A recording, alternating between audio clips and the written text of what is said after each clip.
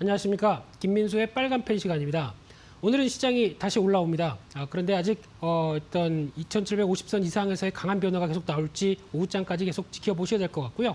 오늘은 일단 최근에 또 이슈와 주가도 강하게 움직이고 있는 제약 바이오 섹터 쪽에서 코로나 치료제 백신 관련된 얘기가 상당히 많죠. 이 부분을 오늘은 좀 알기 쉽게 여러 가지 부분을 딱 압축해서 내용과 그리고 또 투자 아이디어를 한번 정리를 해보도록 하겠습니다.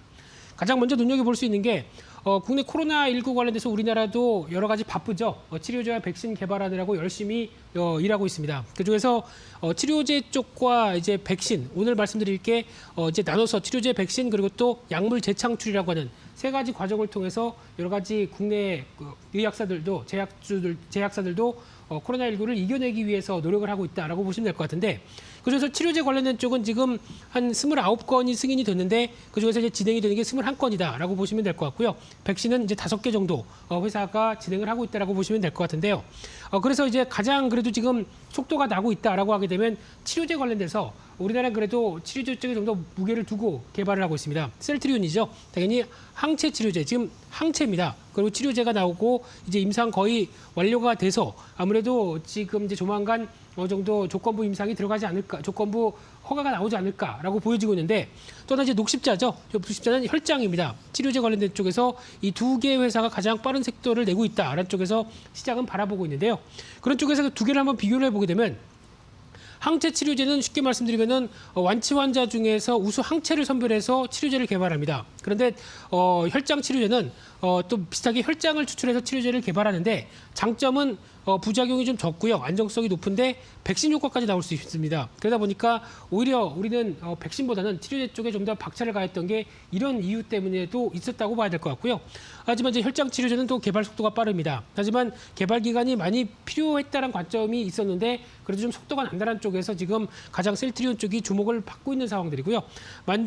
또 하나 이 혈장 치료제 같은 경우는 대량 생산에 좀 한계가 있다라는 쪽이 좀 차이가 있는데 그래도 지금 성과가 나고 있다는 쪽에서 지금 시장은 좀 주목을 하고 있고요. 그런 쪽으로 보게 되면은 일단 지금 어떤 약물 재창출도 아까 세 번째 말씀드렸던 부분들인데 아직까지는 이제 신약 개발이 좀 어렵다 보니까 다른 질병 치료제의 적응증을 활용해서 이를 계속 변화를 시키고 있다는 쪽으로 무게가 실리고 있는 상황들인데요.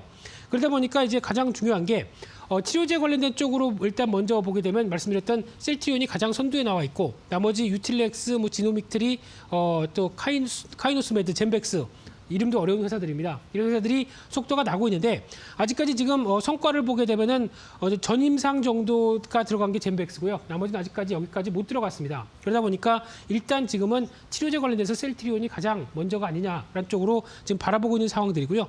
또 두 번째로 백신 관련된 쪽으로 보게 되면은 그래도 앞서 말씀드린 것처럼 녹십자 같은 경우는 백신과 항체 치료제 모두 다 개발을 시도를 하면서 좀 더 속도가 나고 있다고 말씀드렸고요. SK 바이오사이언스도 어느 정도 속도가 나고 있는데 둘 다 이제 우선 협상사 쪽으로 선정이 되면서 우선 어떤 여러 가지 성과를 좀 기대하고 있다라고 보여지고 있는데 나머지 회사들 특히 제넥신 같은 경우도 얘기가 많다고 하더라도 약간 좀 DNA 백신이죠. 그래도 아직 이제 전임상 쪽으로 들어가다 보니까 시간이 좀 더 걸리겠다라고 바라보고 있는 상황들로 보여지고 있고요. 또 하나 이제 중요하게 봐야 될 게 기존의 약물 재창출 관련된 쪽이 하나가 있습니다. 이쪽도 말씀드렸던 것처럼 대부분의 제약사들이 여러 가지 시도를 하면서 뭔가 변화를 이끌어내고 있는 쪽에서 성과가 나오고 있는데 가장 빠른 게 일양약품입니다. 삼상의 러시아 쪽에서 이 슈펙트라고 많이 알려져 있죠. 이쪽이 이제 조만간 또 결과가 나오지 않을까라고 바라보면서 이어지고 있고요. 그밖에 국내에서 하고 있는 부광약품, 신풍제약 그리고 또 대웅제약, 동화약품 이런 회사들도 마찬가지로 지금 기존에 있던 약물을 통해서 뭔가 변화를 이끌어내면서 코로나 치료까지 하겠다라고 하다 보니까 조금 더 성과가 나오지 않을까라는 쪽에서 주가도 이제 반응하고 있는 과정이라고 보시면 될 것 같은데요. 그러다 보니까 이 약물 재창출 관련된 쪽에서는 일단 가장 또 중요한 게 경구용으로 많이 방식을 변경합니다. 즉 기존에는 백신이나 치료제가 주사 쪽으로 나오다 보니까 여러 가지 부작용도 있겠다는 쪽에서 좀 더 효율적으로 접근할 수 있겠다라고 하게 되면 이제 먹는 쪽이죠. 이쪽으로 바꾸는 방식이 좀 더 많아지고 있고요. 하지만 이제 임상 이상으로 들어가면서 실험자 모집, 즉 어떤 대량의 대규모의 실험자가 여기서 참여를 해서 임상에 참여를 해서 유의미한 결과를 나와야 되는데 아직까지 우리나라에서 이런 실험자를 구하기가 좀 많이 어렵다는 게 지금 나오고 있는 상황들이고요. 게다가 이 성과가 나오면서 이제 양품의 생산 준비까지 완료가 된다라는 부분들이 또 하나의 숙제가 될 수 있겠죠. 이런 부분까지 계속 연결될 수 있느냐가 이 재창출 관련된 쪽에 또 하나의 숙제가 아닌가 생각이 들고 있는데요. 그런 측면으로 보게 되면은 일단 치료제 백신 관련해서 그러면은 실적과 주가 수준이 얼만큼 와 있느냐라고 봤었을 때 대표적인 셀트리온 실적 올해 뭐 좋을 걸로 보여집니다. 그래서 한 100% 이상 성장해서 본다고 하더라도 PR 기준으로 보면 83배, 올해만 100% 올랐죠.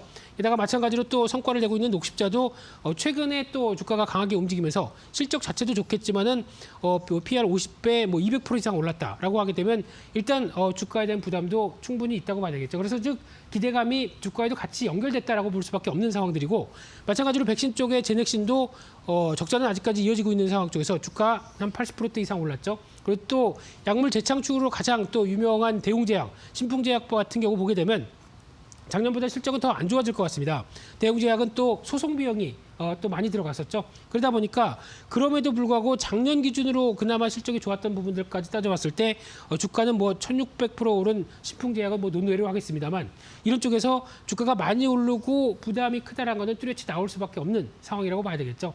그래서 결론적으로 보게 되면은 지금 기준으로 봤었을 때 가장 중요한 부분은 뉴스에 따라서 주가는 반응을 합니다. 왜냐하면 지금 같은 경우 가장 큰 화두가 코로나19에 대한 어떤 극복이다 보니까 그에 따라서 한 단계 통과됐다 아니면 우리도 개발한다. 그러게 되면 주가는 움직이죠. 하지만은 어느 임상 시험이 통과가 됐다고 하더라도 상용화까지는 즉 임상 이상이 들어갔다. 그러면 다음에 또 이제 안전성을 담보할 수 있는 3상까지 가야 되는데 그 시간까지 또 상당히 오랜 기간이 걸리죠. 그러면 임상 이상 때문에 주가가 올라오게 되면 거기서 일단 파는 게 맞다라고 보는 게 가장 적합한 대응 전략이 아닐까 생각도 있고요. 마찬가지로 임상 3상이 들어가서 이제 상용화까지 나온다고 하더라도 이 기간이 좀 필요하죠. 그러다 보니까 먼저 기대감 때문에 주가가 움직인다라고 하게 되면 마찬가지로 이를 이용을 해서 기대감이 선반영됐을 때 먼저 대응을 하자라는 쪽으로 대응하는 게 좋다고 봐야 될 것 같고요. 특히 변동성이 크다는 점. 그리고 또 수익성 얘기인데 아마 지금 이번에 셀트리온도 마찬가지겠지만 정부의 지원을 많이 받았습니다. 그러다 보니까 약간 공공재 성격이다라고 하게 되면 약값을 비싸게 못 받겠죠. 이런 쪽도 염두를 하셔야 될 것 같고요. 그러다 보니까 일단 가장 중요한 거는 주가가 많이 올랐다는 부분들을 초점을 맞추게 되고 또 재료 노출까지도 같이 생각한다라고 하게 되면 지금 현재 쪽에서 이 올라온 주가에 대해서는 일단 정리하는 게 맞겠다는 관점으로 접근하는 게 제일 좋아 보이고요. 또 선별적인 흐름은 나오겠죠. 하지만은 공격적으로 지금 자리에서 매수를 한다라는 부분들은 솔직히 권해드리고 싶지가 않습니다. 그렇기 때문에 지금은 일단 차익 실현 쪽에 비중을 두시고 전략을 짜시고요. 다시 한번 주가가 고점에서 많이 내려왔다라고 하게 되면 그때는 모르겠지만 지금 상황 쪽에서는 이 코로나 치료제와 백신 관련된 쪽은 쉽게 접근하기 좀 어렵겠다라는 쪽으로 다시 한번 정리를 해서 오히려 지금은 상대적인 또 경기 민감주가 조정을 받은 만큼 그걸 또 선별적으로 대응하는 게 좋겠다라는 쪽도 염두하시면서 대응하셨으면 좋겠습니다. 그래서 오늘 코로나 치료제와 백신 관련된 얘기들 전반적으로 다뤄봤는데요. 그에 따라서 이어질 수 있는 변화들 일단 너무 공격적으로 대응하지 말자라는 쪽에 포인트를 맞추시면서 대응하셨으면 좋겠습니다. 그래서 오늘 준비한 내용들은 여기까지서 마치고요. 또 내일 이 시간에 찾아뵙도록 하겠습니다. 감사합니다.